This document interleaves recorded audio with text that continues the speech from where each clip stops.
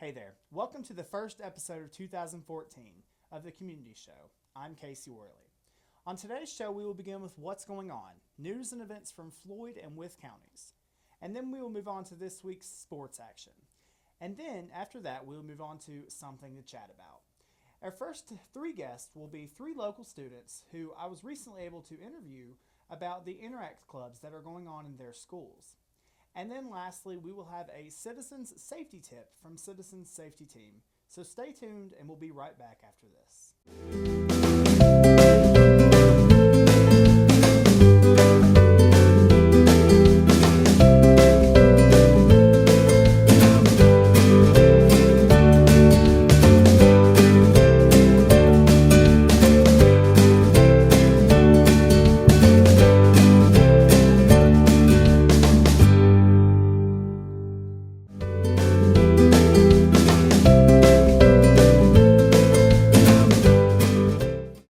Welcome to this week's What's Going On. We will begin by discussing Wytheville news, sponsored by the Wytheville Enterprise. The family of a Virginia state trooper from Wythe County killed on duty has taken its cause to the Virginia General Assembly. Relatives of the late Andrew David Fox are seeking passage of a bill that would make it a felony to strike an emergency worker with a vehicle. If passed, Andrew's law would define reckless driving causing death or injury of a law enforcement officer, emergency medical services personnel, highway worker, or firefighter on duty as a Class 1 felony. A conviction will result in a mandatory minimum fine of $2,500, suspension of operator's license for 1 year, and the possibility of the court imposing a civil penalty of up to $10,000 with proceeds deposited in the state general fund. Senator Philip P. Puckett is carrying the bill in the Senate. Delegate Will Moorfield of Tazewell is sponsoring the bill in the House of Delegates. Trooper Fox, age 27, was directing traffic at the Virginia State Fair on October 5th of 2012 when he was struck and killed by a Jeep. He and his wife, the former Jenny Martin of the Locust Hill community of Wythe County, were living in the county at the time of the accident. The female driver of the vehicle that killed Fox was convicted of reckless driving, a misdemeanor, and received a $1,000 fine and a 12-month operator's license suspension. Next, Wythe County offices felt the effects of recent cold weather snaps with frozen pipes, popped water lines, and flooding. Water lines at both the Wythe County Administration Building and on 4th Street and the Wythe Grayson Regional Library froze and burst earlier this month. The library was closed most of the week and reopened last week at 9 a.m. The county offices closed early one day and was without water for a while. The new social service offices, which opened last year, were not affected. It is the building where the Board of Supervisors meets that had the problems. Heat pumps at the county were into defrost mode Monday night as temperatures plunged below 0 degrees. Problems at the library were discovered about 6 p.m. Tuesday. Overhead pipes froze and burst, flooding the children's section as well as offices and bathrooms with an estimated 300 to 350 gallons of water. Next, a retired Wythe County educator and former candidate for county supervisor has been tapped as the interim principal at Tazewell High School. David Box has almost 40 years of experience as an educator in Virginia. Most recently, he worked as an education consultant with the Virginia Department of Education in the Office of School Improvement, where he provided technology and education consultant services. He is a graduate of Virginia Tech, where he received an undergraduate degree in biology and a master's of education degree in curriculum and instruction. In Wythe County, Box worked as a teacher and a lead teacher in math, science, and technology. He also served as a technology coordinator and principal of Austinville and Jackson Memorial Elementary Schools. In Smith County, he served as director of elementary and middle education. Several new and ongoing local events and festivals will get a boost from a $50,000 grant by the Virginia Tourism Corporation. They will be promoted through newspaper, radio, social media, and brochure advertisements by the Wytheville Convention and Visitor Bureau. Rosa Lee Judge, director of the Bureau, recently noted that they have applied for the grants before and received fundings from some of them, but will use the recent funds to market new marketing initiative.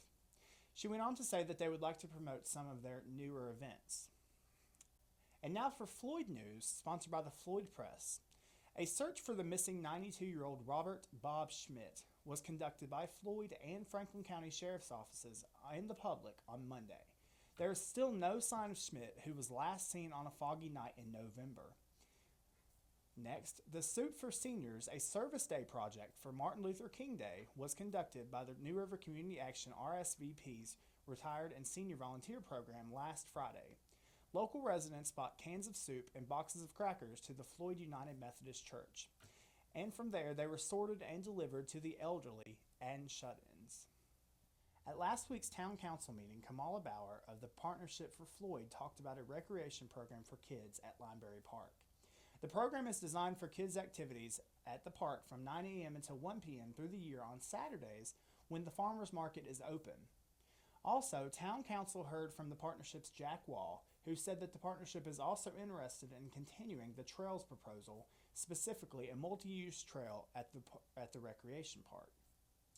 Moving on, a multidisciplinary team of professionals has been hired to help devise a master plan for the creation of the Blue Ridge Heritage Visitors Cultural Center on Blue Ridge Heritage property along the Blue Ridge Parkway. The center aims to offer visitor information about tourist amenities in Floyd and Patrick counties, along with educational programs and displays on topics from the historical and cultural during the 20th century. The center is also planned to be a hub for walking and driving trails.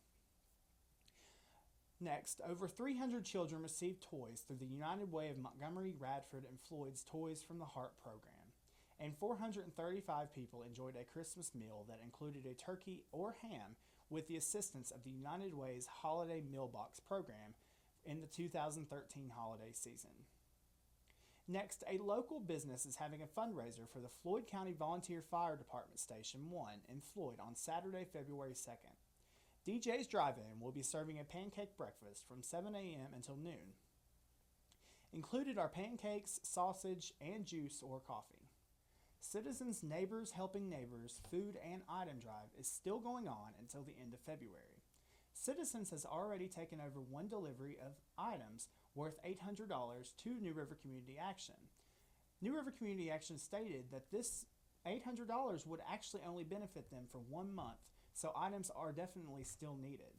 For every food and item collected, citizens will match with another dollar amount. All items and money collected during this drive will benefit Floyd County's New River Community Action. Stop by Citizens' main office to donate items or for more information. And finally, Citizens will also be producing love notes for Valentine's Day in February. Send in a note and an optional photo for your loved ones for only $5. These notes can be sent to marketing@citizens.coop or faxed to 540-745-3791. Call Citizens today for more information. And that is all for this week's What's Going On. Stay tuned. After this break, we will be back with this week's sports action. Here at Floyd Pharmacy, we know you. We know your doctor, and we're there in the case of an emergency. We keep a complete record of all the prescriptions you take, which can help alert our pharmacist to a potential problematic drug, allergy, or food interaction. We even offer free local delivery and fast, friendly service. While you're here, take time to check out our gift shop, as we now carry items from Willow Tree, and we can service your photo needs with our 2 Kodak machines. At Floyd Pharmacy, we want to be more than just your local pharmacy. We want you to feel at home here too. Go Buffaloes!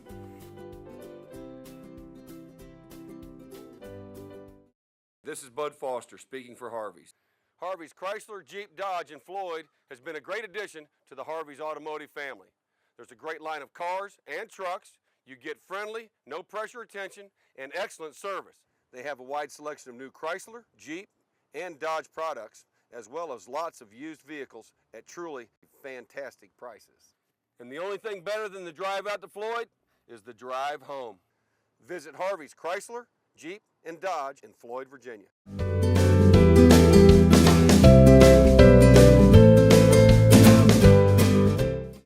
And now for this week's sports action, beginning with basketball. On Thursday, January 23rd, the girls basketball team for Floyd County High School will be taking on Radford at Radford High School. Tip-off time is scheduled for 7 o'clock p.m.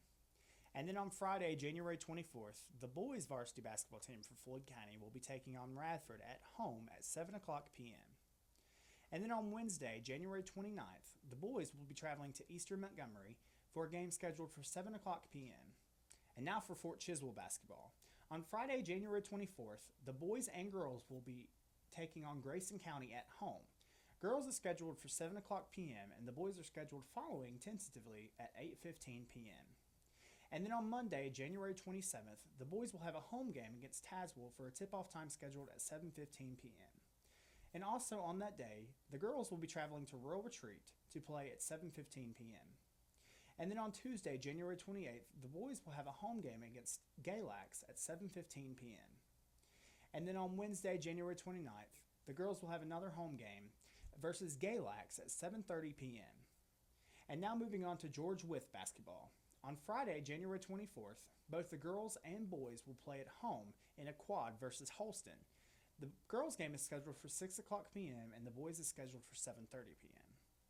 And now moving on to wrestling. On Saturday, January 25th, both the Floyd and George Wythe wrestling teams will be participating in an invitational at Rural Retreat High School. And also on the same day, Fort Chiwell Wrestling will be taking on Graham at Graham High School at 10 o'clock a.m.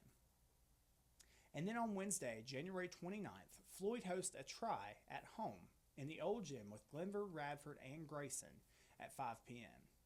Also on that same day, George Wythe matches up against Northwood at Northwood High School beginning at 6 o'clock p.m. And then finally, with swimming. On Thursday, January 23rd, the George Wythe High School swim team participates in a meet against Rural Retreat and Virginia High School at Virginia High School at 6 o'clock p.m. And that is all for this week's sports action. Stay tuned. Up next, we'll have this week's Something to Chat About. For farm and building supplies, make it C.W. Harmon Son on Route 221 in Floyd. With everything for your home, lawn and garden, and the farm, why go anywhere else? From the right tool by names you know and trust to the perfect color stain for your new deck. New deck? Yeah, we can take care of that too. Riding, pushing, you name it, C.W. Harmon Son has the perfect tool and equipment for any job, large or small. Visit us on the web, or better yet, come see us. Family owned and serving with pride. That's C.W. Harmon Son in Floyd.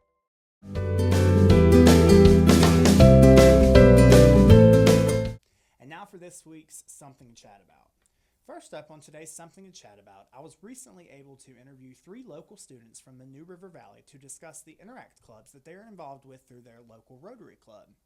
Interact is a club for young people ages 12 to 18 who want to join together to tackle issues in their community that they care most about. Through Interact Club, students carry out hands-on service projects, make international connections, develop leadership skills, and have fun.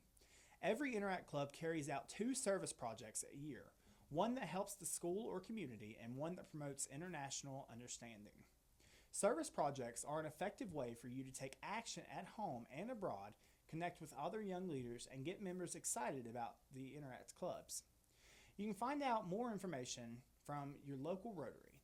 Watch now as I travel to Blacksburg High School, Auburn High School, and Pulaski High School to talk with these students. And today we're here at Blacksburg High School with Jordan Vines, who is a Interact member here through the Blacksburg Rotary. And to tell us, Jordan, how long has the Blacksburg Interact Club been in existence? The Interact Club has been in existence since 2 years ago. Okay. And my freshman year, we saw that there was a need for a club, and I found a group of people, and we were able to start my freshman year putting it together and organizing. And it's been going on for 2 years. Wow, that's great. And I know the Interact Club does a lot of service work. What service projects do you all have going on this year? So far this year, we've helped out with Special Olympics. We ran the Color Me Rad 5K, and we plan to do the Polar Plunge for Special Olympics in February. And we also cheer for Special Olympics sometimes. And we've been raising money for Life Straws, which is a water filter, to send to a school in Kenya. Wow. And we sent cards to Afghanistan and made blankets for Project Linus. And we'll also attend the district conference, and I also attended a leadership conference with a few other officers. Okay. Wow, and you said that it started your freshman year. How did you come up with this idea to start an Interact Club? Well, my mom is a Rotarian, and so is my grandfather, so I watched them participate in Rotary for many years, and definitely the tradition passes on to me, and I want to be involved. And I would go to Rotary and listen to these great service ideas, and I wanted to be involved too. So they inspired me, and then I would work with my friends and do service projects, and we'd help out at Rotary events, and we decided there was a need for a club, and we wanted to get involved. Wow, that's great. And what other service projects do you work on personally, if any? Yes, I work on picking up trash. I adopted a road in Blacksburg, and there's a lot of trash on it, so we try to keep that clean about a few times a month. And I occasionally help out at the nursing home and with Special Olympics, with training for basketball and helping them prepare. And whatever opportunities come up, sometimes I work with Rotary, and I think I'm going to go to Haiti in the spring. Wow, okay. So That's awesome. Well, I appreciate you being on the show today. And so stay tuned. Up next, we will be going to Auburn High School to talk with their Interact Club. So be right back. And today we're here at Auburn High School with Altaya Muhammad, who is the vice president of Auburn's Interact Club. So tell us a little bit about you, first off. Well, I'm a junior here at Auburn High School, and my mom and me, we opened a small business in Radford. It's Mona's Cafe. It's a restaurant. And we just really like to give back to the community, how much the community around Virginia, Southwest Virginia, has helped us. And I like the Interact Club a lot because they're about helping people, and with my international background, being an Indian, my family came here in 73 when they were kicked out of Africa by Idi Amin. I find it awesome that they were helped, so I'd like to just return the favor. Okay. And how did Auburn's Interact Club come into existence? Well, Mr.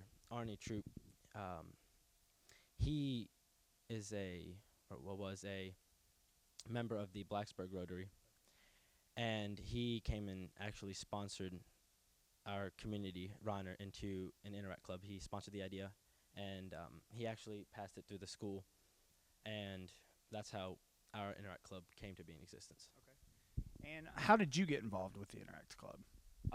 My first period teacher, Mr. Middleton, he is the school sponsor himself, and he invited me to join the Interact Club, and after hearing a little bit about it and how it helps people, I really liked the idea, and I thought that it'd be good to get into. Okay. And what service projects are you all working on this year? Well, we have a couple big ones.